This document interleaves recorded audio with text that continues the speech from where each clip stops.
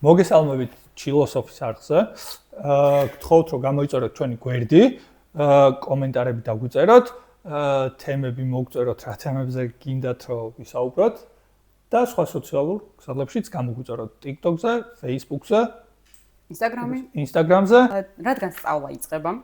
მოვიფიქრე ესეთი რამე, რომ როგორ შევაყვაროთ ბავშვს სწავლა, თქო, ამაზე ვისაუბროთ. ზოგადად, რა მიდგომები არსებობს სკოლაში. ქართული საზოგადოება და განათლების სისტემა რომელიც უფრო ითვალისწინებს. როგორ მოვამზადოთ ბავშვი პირველი კლასისთვის, ამაზე ჩავშალოთ შემდეგ ბოლოს უკვე. ოკეი.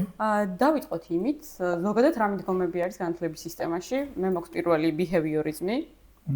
ესე მეწერა სწავლა, უდრის, გამეორება და ჯილდოთი გაძლიერება, თქო. მაგრამ ბიჰევიორიზმი უფრო დასწავლაა. სწავლა შეიძლება იყოს სხვადასხვა რაღაც, ანუ სხვადასხვა მეთოდით ცოდნის მიღება, დასწავლა არის ერთი და იმავის გამეორებით რაღაცა ქცევის ან არ ვიცი, ლექსის დაზეპირება. ზოგადად ამაზე მოვისმინე და ძალიან მომეწონა ერთი რამე, რომ სწავლის წყურვილით, ასე ვთქვათ, ან ცნობის მოყარეობით ბავშვი იბადება, ესეთები ვიბადებით, რომ სულ რაღაცა შემეცნება გვინდა, სულ რაღაცის შემეცნება გვინდა და როცა ვიმეცნებთ, ძალიან ბედნიერები ვართ ამით. და ბავშვი ზუსტად ამ განწყობით უნდა გავუშვათ სკოლაში, რომ რაღაცას შეიმეცნებს და ამ ყველაფრით გაბედნიერდება. ის კი არა, რომ შიშზე გავამახვილოთ ყურადღება, რომ და ნიშნებზე გავამახვილოთ ყურადღება. ეგ განწყობა როგორ უნდა გაუჩინო? ეგ განწყობა როგორ ხარ შემშობელი და აი ბოლოს ყვა. მე ვისაუბროთ ჯერჯერობით უბრალოდ ესენი ჩავშალოთ. ბიჰევიორიზმის გარდა კოგნიტური მიდგომები მქონდა. კოგნიტურ მიდგომებში მეწერა ფიქრი, მეხსიერება, ყურადღება და პრობლემის გადაჭრა, თქო, ანუ დასწავლა ხდება მაშინ, როცა ჩვენი ტვინი ამუშავებს ინფორმაციას, თქო, ანუ აცნობიერებს ინფორმაციას. კოგნიტური მიდგომები, როცა ვისწავლი, მახსოვს, რომ ესე აგვიხსნეს, რომ ტვინში წარმოედგინეთ, რომ გაქვს ძალიან ბევრი უჯრა და შენ თვითონ ამ ყველაფერს ახერხებ, რომ ინფორმაცია როცა შემოდის, სხვადასხვა უჯრებში ესე ანაწილებ. ათავსებ, ხო? ხო. მოკლედ, იცი როგორ არის, რაღაცეებზე სტერეოტიპულად ხდება რა, ეგ რომ როცა რაღაცას ახალი ინფორმაცია როცა შემოდის, თავში რაღაცა ჩარჩოები გაქვს ტვინში. და ამ ახალ ინფორმაციას პირდაპირ ათავსებ იმ ჩარჩოში, რომელიც ყველაზე მეტად შეესაბამება ამას. მათ შორის ბავშვობაშიც. ხო, ეს სტერეოტიპების გარდა მე ვფიქრობ, რომ კოგნიტური მიდგომები ფილტრაციასაც ითვალისწინებს. ანუ თუ მეშლება, ანუ რაც გჭირდება ის ინფორმაციები რო შეინახო, რაც არ გჭირდება, ან ნაკლებად გჭირდება, უბრალოდ ესე არაცნობიერისკენ ნელ-ნელა გადაისროლო, თქო რაღაცა ეგეთი წარმოდგენა მაქვს კოგნიტურ მიდგომებზე. უფრო დასრულობაში არის ბავშვობაში. ნელ-ნელა იზრდება და იზრდება. ბავშვობაში უბრალოდ იწოვ რაღაცებს რა ახალ ინფორმაციას. ისრუტავ. და მესამე რაც მქონდა კონსტრუქციონიზმი. ეს არის სოციალურ ურთიერთობებზე დამყარებული სწავლება, ძირითადად დისკუსიები და რა ვიცი, აი ესეთი სოციუმიდან რო ისრუტავა ალბათ რა. და ძალიან საინტერესოა თავისებურად ემპათიის გრძნობაზე გადის. და ყველაზე მეტად მე რაც მომწონს ამ სამი შერწყმა. ცალ-ცალკე ერთ-ერთი ანუ ესე ცალ-ცალკე რაღაცები ყველაფერი მშრალად მეჩვენება და რაც ერთად განიხილება ეს ყველაფერი და ყველაფერი გამოიყენება, მაგ დროს უფრო მომწონს. ცალ-ცალკე რო ჩავიკითხე რაღაცა. ხო, მაგრამ ყველაფრის მიქსი რაღაცა აბურდული გამოვა. ხო, აბურდული გამოვა, მაგალითად თუ გინდა ქცევის დასწავლა, რა თქმა უნდა, ბიჰევიორიზმზე უფრო უნდა გაამახვილო ყურადღება და ასე შემდეგ. კოგნიტური მიდგომა არ არის ეგეთი, რომ რაიმე ტიპის ქცევა ასწავლო და აქ მგონია უფრო აი ბავშვის დამოუკიდებლობას უსვამენ თქო ხას. აი ახლა მახსოვს მგონი რუსოს თეორიებში იყო. არა, ნახე. აი მიუშვი და თვითონ ისწავლოსო რა ბავშვმა შეიმეცნოს. ხო, შეიმეცნოსო და კოგნიტურ მიდგომებზეც რაღაც ეგეთი წარმოდგენა მაქვს, რომ აი დამოუკიდებლობას, ბავშვის დამოუკიდებლობას ესმევა ხაზი, რომ რაღაცები თვითონვე აღიქვას, თვითონვე გააცნობიეროს, აღმოაჩინოს, ხო? ხო. ეგ არის სწორად კი, ეგ არის, ოღონდ მაგაში რა თქმა უნდა მასწავლებელს და შენს როგორც მშობელს ძალიან დიდი როლი გაქვს რა. კი, ეგ მეწერა რომ გარემო ძალიან მნიშვნელოვანია თქო. ხო, ანუ იქ თუ მარტო ბიჰევიორიზმის შემთხვევაში თუ მარტო ტიპი ხარ, რომელიც კონკრეტულად რაღაც ქცევას ასწავლის და განუმტკიცებს, აქ უფრო სხვანაირად იქცევი რა, ანუ უფრო ახალ ინფორმაციას აწვდი მაგალითად ანუ აშენებ იმაზე უკვე არსებულზე რა. მე მქონდა პირველი ვიზუალური აღქმა, თქო. აი მაგალითად ნახატიანი წიგნები ბავშვებს მოსწონთ ძალიან. და რაც უფრო ბევრი ნახატია, უფრო კარგად აღიქვამენ ამ წიგნს და შინაარსსაც ესე მგონია, იმიტომ რომ იქაც ხედავენ რაღაც პატარა მონაკვეთს. ასევე მქონდა წერილობითი უნარები დასწავლის. რაც მე, ძალიან მეხმარება. ეტყობა რომ ხარ მილენიალი. კი ბატონო.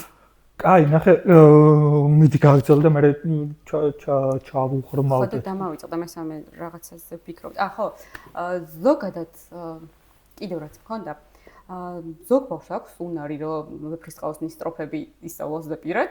ზოგს არ აქვს უნარი, მაგრამ შინაარსი ძალიან კარგად ესმის. ზოგს აქვს უნარი, რომ თეორიულად ესე გადმოსცეს, წერილობითად გადმოსცეს ეს ყველაფერი. ზოგს არ აქვს ეს უნარი. და აი ამაზე რამდენად מחვილდება ზოგადად ყურადღება სკოლაში. აი მაგალითად მე არ მაქვს ზეპირ სიტყვიერების ნიჭი. მივხვდი რომ შენ თავზე ვლაპარაკობდი. ხო, არა და ვიზეპირებდი ლექსებსაც და ყველაფერს რას არ ვიზეპირებდი. მახსოვს ლექსებს რო იზეპირებდი, ეგეც მახსოვს. იცი რა არის, კი, מחვილდება მაგაზე განსაკუთრებით ბოლო პერიოდში, ხა თუ საბჭოთა პერიოდიდან მოყოლებული შევხედავთ, იქ არავის არ აინტერესებდა შენ, ხონდა თუ არ ხონდა უნარი რა. დაზეპირების უნარი შეგეძლო თუ არა ვეფხისტყაოს ან შიქალთა სახეების დაწერა რაღაცა 7 ფურცლიანი თემის. სორი. არა უშავს. ბოლო პერიოდში კი გამახვილდა მაგაზე, როცა ეს წამოვიდა რა სპეციალური საგანმანათლებლო საჭიროებები.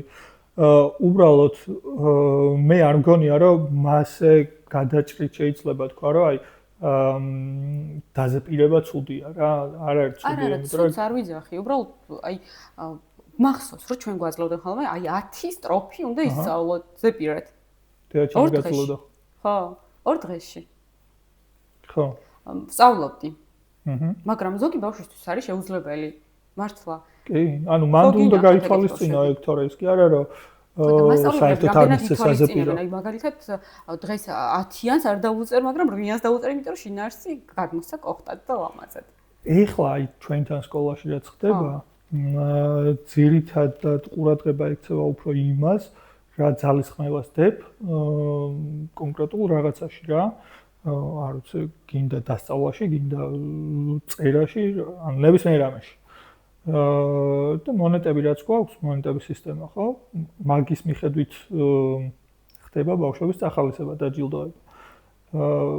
მაგრამ საჯარო სკოლებში რამდენად ხდება ზუსტად იგივე, ვერ გეტყვი. ალბათ უფრო ნაკლებად. შემდეგზე გადავიდეთ თუ შეიძლება. სპეციალური საგანმანათლებლო საჭიროებები. რა არის ეს სპეციალური საგანმანათლებლო საჭიროებები? დისლექსია, ADHD. ბავშვის ინტეგრაცია უნდა მოხდეს მიუხედავად მისი სპეციალური საგანმანათლებლო საჭიროებისა. დგას თუ არ დგას ეს საჭიროება რა. იმიტომ რომ სპეციალური საგანმანათლებლო საჭიროება არ არის მხოლოდ ADHD ან დისლექსია ან რაღაც არ ვიცი ქცევის აშლა. შეიძლება ან რაღაც კონკრეტული დიაგნოზი რა.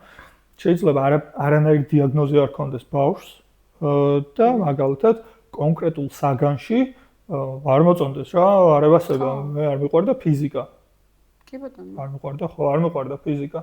შეიძლება იმ საგანში გაუმარტივო რაღაცა და სპეციალური შეთავაზო რა, გეგმა, რომელსაც უნდა მიყვეს. კი ბატონო, და ითვალისწინებენ ესე? კი, სკოლები. კი, შენ რაც გახება. კი, დღეს საქართველოს სკოლებში, საჯაროში განსაკუთრებით არიან ან თუ ესეთი სპეციალური განმანათლებლო საჭიროება არის გამოკვეთილი, თუ დიაგნოზის ეჭვი არის მაგ შემთხვევაში სკოლა ვალდებულია რომ მიმართოს სამინისტროსთან არსებულ მულტიდისციპლინურ გუნდს, სადაც შედიან ფსიქოლოგი, ოკუპაციური თერაპევტი, რა ვიცი, ბევრი ვიღაცა სხვა ტიპი რა, კიდე ეს რა ქვია, სპეცპედაგოგი და ისინი სახელმწიფო ვალდებულია გამოყოს ეს რესურსი, ეს ტიპები მიდიან მე სკოლაში, აფასებენ ამ ბავშვს, ადგენენ მის საჭიროებას და თუ კი დგას საჭიროება იმისა, რომ ამ ბავშვს კონკრეტულ საგანში ან კონკრეტულ რამდენიმე საგანში სპეციალური საგანმანათლებლო, ინდივიდუალური საგანმანათლებლო გეგმა შეუდგეს, დგება ეგ გეგმა და მე მთელი სკოლა მიყვება ამ გეგმას რა. სამწუხაროდ დღეს ესენი კერძო სკოლები არის შემთხვევები, როდესაც იქიდან გამომდინარე რომ მშობლებს არ უნდათ აღიარონ, რომ თავის შვილს შეიძლება რაიმე ტიპის საგანმანათლებლო საჭიროება ჰქონდეს, საჯარო სკოლებიდან გადაყავთ ხოლმე კერძო სკოლებში, იმიტომ რომ კერძო სკოლა არ არის ვალდებული მაგ შემთხვევაში ხო, არ არის ვალდებული. თუმცა კლასში რაღაცნაირად არ იჩაგრება, აი რაღაც არ ვიცი ზუსტი ტერმინი გამოვიყენე თუ, მაგრამ მან ეს არის გიწევს მშობელთან მუშაობა რა, იმაზე რომ იმის მშობლის ცნობიერება ამაღლა, ისე რომ მიაღებინო გადაწყვეტილება იმისა, დაანახო რომ მიშულს აქვს რაღაცა საჭიროება რა. მე შეიძლება გააგზავნო ან ნეიროფსიქოლოგიურ შეფასებაზე, ან რაღაცა ტიპის შეფასებაზე, ისე ეჭვიც გაქვს და იქიდან გამომდინარე შეიძლება შეუდგინო საჯარო სკოლამაც. თუმცა თუ მშობელი უარს იტყვის,